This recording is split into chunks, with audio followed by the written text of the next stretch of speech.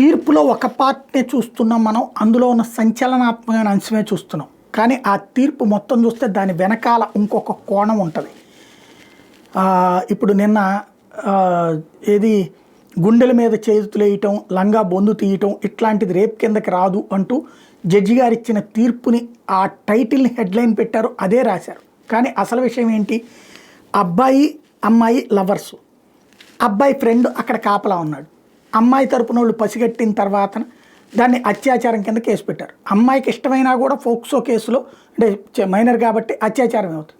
కాకపోతే ఇప్పుడు కోర్ట్ అనే సినిమా చూసాం కదా, అట్లాంటి పరిణామం అక్కడ అనమాట. కాబట్టి అట్లాంటి దాంట్లో వచ్చిన తీర్పులో ఇది ఈ కోణంలోకి వెళ్ళింది. అంటే అసలు కోణాన్ని మనం వినం, మెయిన్ పాయింట్ వరకు పెట్టుకుని జడ్జిలను తిట్టేసిన సందర్భాలు.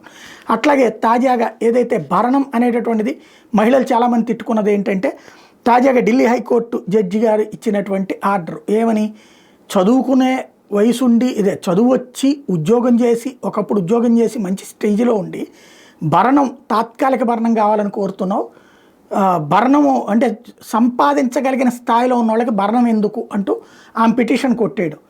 అసలు ఈ తీర్పు ఇవ్వడానికి కారణం ఏంటంటే, ఆ అమ్మాయికి సంబంధించినటువంటి చార్ట్ని అబ్బాయి కోర్టులో సబ్మిట్ చేశాడు.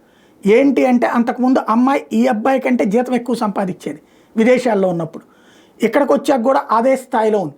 అయితే ఇప్పుడు విడాకులు తీసుకున్న తర్వాతన ఈ అబ్బాయి నుంచి డబ్బులు సంపాదించడం కోసం కావాలని రాజీనామా చేసింది. అక్కడ వాళ్ళమ్మ చేయించింది. వాళ్ళమ్మ అందులో చాట్ చేసింది, నువ్వు ఉద్యోగం మానేసే, అప్పుడు వాడు సచ్చినట్టు భరణం ఇవ్వాల్సి వస్తే వంతాడు భరణం ఇస్తాడు సచ్చినట్టు, ఆ తర్వాత నువ్వు ఎట్లాగూ ఉద్యోగం చేసుకోవచ్చు అని చెప్పింది. అది చూసి దాని ఆధారంగా నీకు సంపాదించే స్తోమత ఉండి కూడా నువ్వు ఎందుకు చేయట్లేదు, ఒరిజినల్ భరణం ఎట్లాగూ ఫైనల్ తెస్తారు, నువ్వు తాత్కాలిక భరణం కోసం ఉద్యోగం మారడం ఎందుకు అన్నటువంటి పాయింట్ జడ్జి గారు చేసినటువంటి కామెంట్ అక్కడ.